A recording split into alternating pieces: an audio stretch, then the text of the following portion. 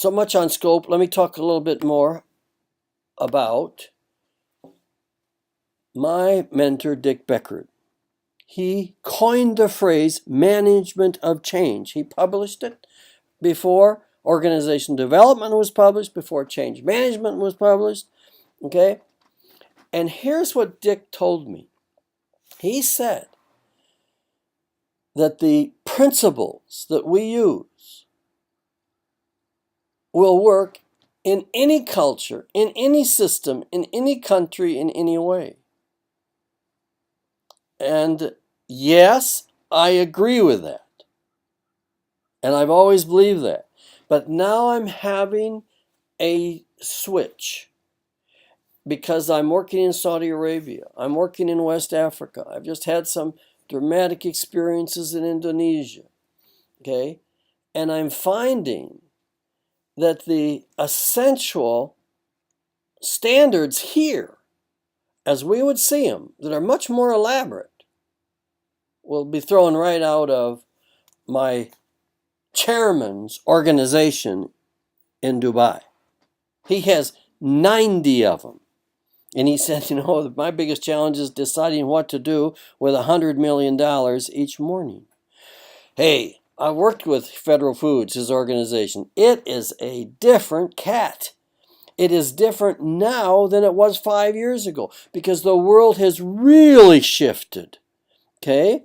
And so we need to have universal standards that do apply all ways, but I believe that these are too complicated and I think they're too Western, and I think that they will get rejected in a pure tribe in Ghana. I'm going to be meeting with a tribal leader there, one of the most powerful persons in half of the country, with Nancy. And this just doesn't work, my friend. Okay? Now, given and said all that, we still need to find a way to facilitate change. And so what I want to say is there's no set way. There are many ways. And I used to be addicted to appreciative inquiry until Barry Johnson came along and I really understood polarity management. And Peter Block would say yes to everything. Okay? So there's many ways to look at things, and there's many dynamics that we need to consider. Now, here's the other very important thing I want to say at how I've changed in this last year or two. Ernest Goulding, just Google him,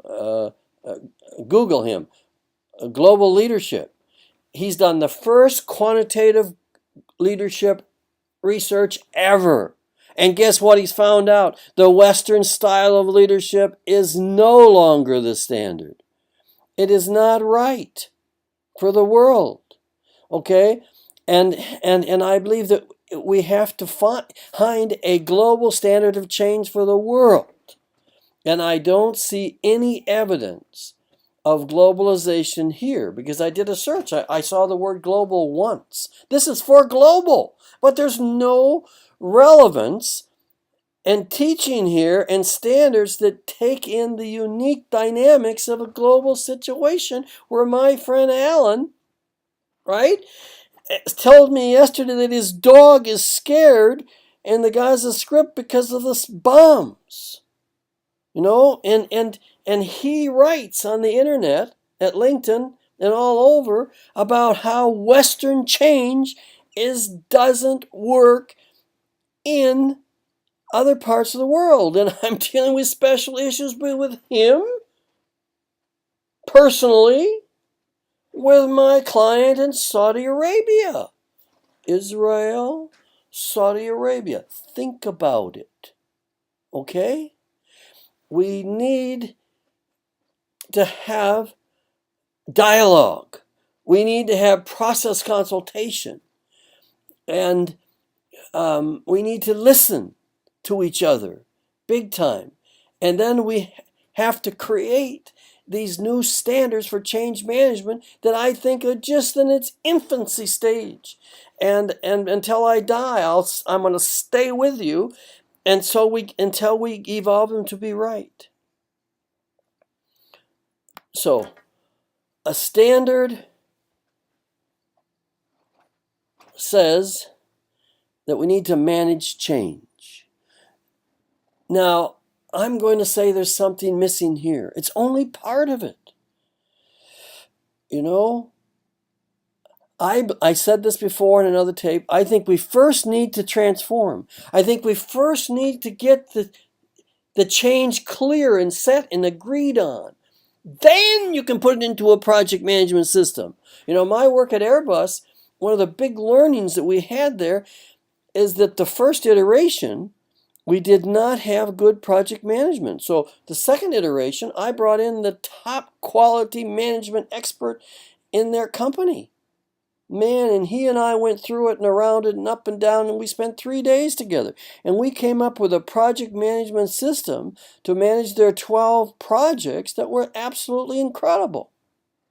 Of course. What was the top project? Leadership doesn't walk. Oh, I can't talk about. I have to erase that. Or you pretend you didn't hear it. Overall, leadership does not walk their talk, one of the big issues. But I don't see the opportunity in these standards to deal with the serious, deep issues at the CEO C-suite level here. That's where you have to start. Okay? Now, last comments. You can't, on this page, it says you drive change. And I say it's passé. You cannot drive change. That's why change doesn't work. You can't cascade it. That's what's going on in most of the organizations. Doesn't work. And instead, you need to be an autocratic about participation. And you need to be an autocrat about change management. And first, it must be leadership. We just changed the title of our 4th edition to Practicing Organization Development, leading change and transformation.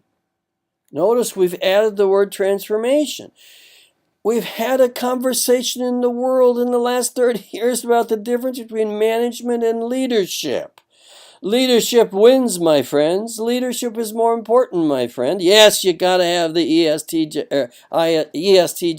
Yes, you got to have the tight controls, the management stuff, the details, the accounting. You need all that.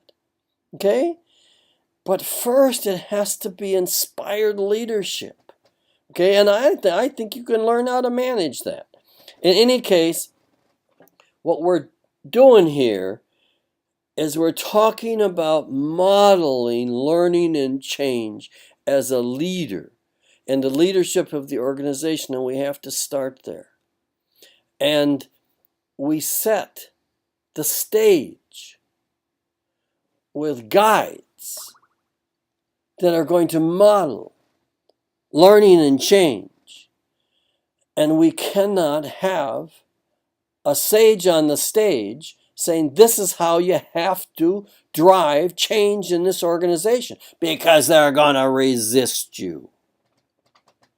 But then we have other dynamics when we're working with the kingdom in Saudi Arabia, where the authority and the steering is an absolute necessity. You have to follow where the king is steering the country, or you're passé. See you on the next one.